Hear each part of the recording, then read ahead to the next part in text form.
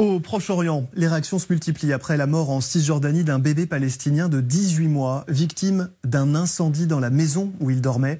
Ce sont des extrémistes israéliens qui auraient allumé le feu. Sur place, beaucoup craignent une nouvelle explosion de violence. Antoine Sabardin. Une foule compacte qui participe aux obsèques du petit Ali cet après-midi. Beaucoup ont promis que justice lui serait rendue.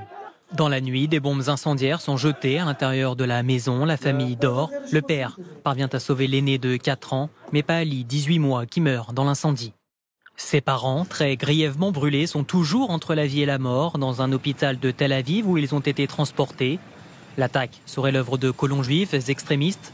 Symbole fort, en fin de journée, le Premier ministre israélien Benjamin Netanyahou a rendu visite à la famille du petit Ali et condamne fortement cet acte monstrueux. Il y a une tolérance zéro pour le terrorisme, d'où qu'il provienne. L'engagement d'Israël pour lutter contre ce mal est absolu, ainsi que pour trouver les coupables et les traduire en justice. Même le gouvernement israélien semble accréditer la thèse des colons juifs. Sur les murs de la maison incendiée, des inscriptions en hébreu, notamment en vengeance.